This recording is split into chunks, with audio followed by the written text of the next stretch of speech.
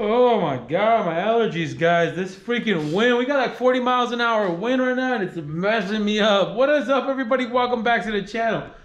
Woo! We just came in here for a hot second, but I want to give you guys a quick update. This video is more of a quick update because I hope you guys are enjoying that new content, you guys, the Built Not Bought series. It's something we're going to sprinkle in along with everything else we're doing, so hopefully you guys enjoy it. And make sure you guys hit the subscribe button. Did you do that? Cool. All right, but let me show you something before we get down to all the problems we've been having with this G-body, man. It's kicking my butt. But let's talk about a little bit about, well, I did get a new toolbox. Check that out. I haven't even had time to put tools in it, but I also got some stuff made. Check that out, man. Yeah, buddy. Doesn't that look freaking cool? And then here's another one for our sign, you guys. Our sign. This must be a sign because for our rack. You guys, I don't know if you guys have been following the Instagram, but we've been building kind of a rack for the display at LS Fest because we want to look professional for you guys. So we're building the rack. I just ordered these up. We're gonna make a badass sign that's gonna go on top of the rack. We gotta get these powder coated, but let's go show you guys what's going on with the G-body. Zia, what are you doing, dog? What are you doing over here, big dog? Huh? You big old oinker, y'all. What's up, dogs? Man, where do we start with this thing? It's been kicking my butt, like I said. First one, fuel system, gas tank. I ended up having to drop the tank again because we were having an issue with the fuel sending unit. We couldn't get it to read with the Holly, and it ends up being like something I would have never thought it would have been an issue. With this Aeromotive fuel tank, they have this like C-ring that holds everything from the fuel pump to the sending unit. And everything actually grounds through that piece, and that thing is anodized. So long story short, the bolts that hold everything to that, and especially the sending unit, grounds out through that. Holy smoke! Oh no no no no no! Oh my God! Ugh. Oh my God! I told you guys this freaking wind. Oh man, I got everything blowing everywhere, you guys. I'm over this outside stuff, man. I'm getting my butt kicked. But like I said, this anodized, the anodized basically was inside the threads, and that was keeping everything from grounding out, and we could not get a proper reading. So I had to pull everything apart from the fuel tank and clean everything out, use a tap and clean all the threads. As soon as we did that, we were golden. So we had that issue. We also installed digitails on the tail lights, you guys. So we got digitails installed for the LEDs for the rear tail lights. We had an issue for the front. We had issues up front with the headlights because we're running an I Did It column now, you guys, and that does not have a park neutral, not a park neutral station switch, I'm sorry, the high beam headlight switch, whatever you want to call that thing. It doesn't have it on the new column because it's basically a universal column. So we had to come up with a solution for the headlights to get the headlights to work. We got that going on. But look, let me show you something else. Yeah, man. Like I said, if you guys are following the Instagram, look at that. Isn't that pretty? Oh man, we are going to be offering these guys right here, you guys.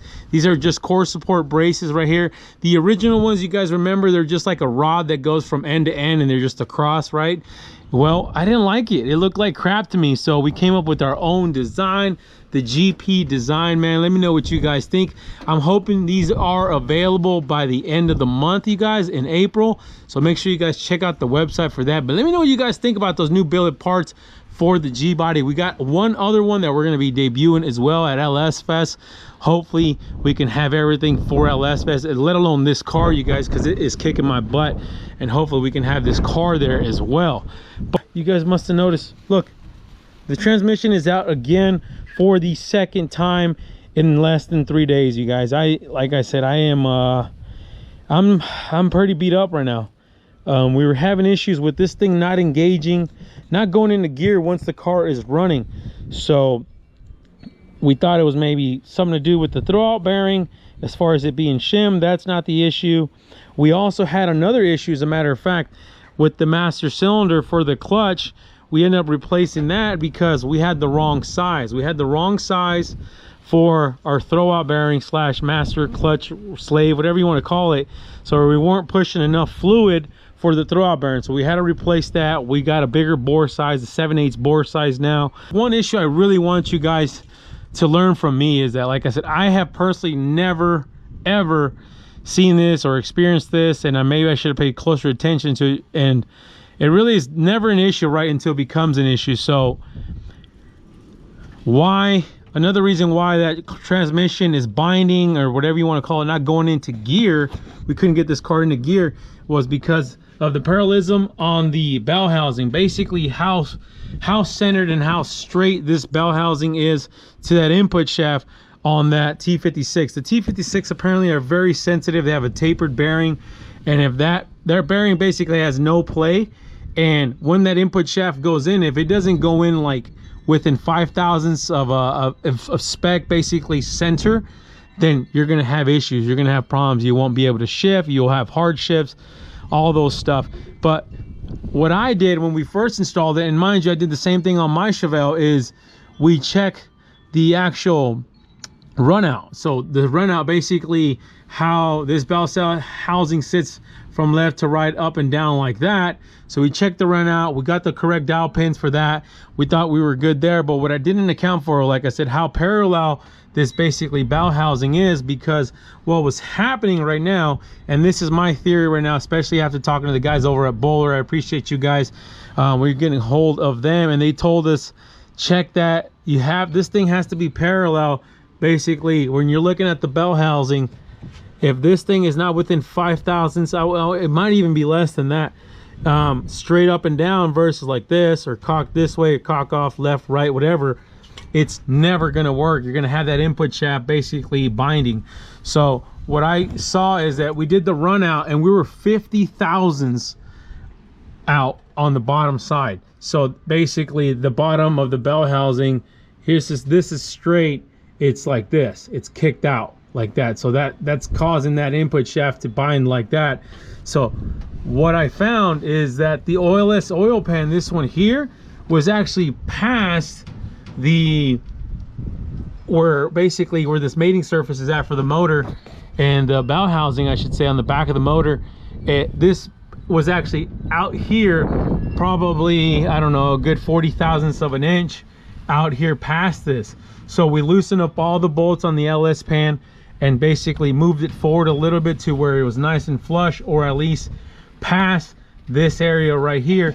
Not to mention, we have all this powder coat. This has got like a crazy like rhino line powder coat that we ended up having to remove it as well to kind of get this surface down, because basically what's happening is that on the bottom side of this oil pan, I'm sorry, on the bottom side of the bell housing, we have the bell housing sits higher like that, and it has to do, for one, because how much that oil pan was out here, and also all this extra material that we have going on as well. So we try to grind this down a little bit to try to give us basically a zero, like absolute parallel as much as possible when we put that bell housing on. So the moment of truth, I'm gonna put everything back together here, probably off camera. I don't even know how far we'll get into it, but I wanted to just kind of give you guys an update on how much my ass is getting kicked by this G-body. But no, serious no, like I said, hopefully you guys take all the mistakes we've made, or lessons I should say, and run with them. You know, check everything when you guys are doing these builds.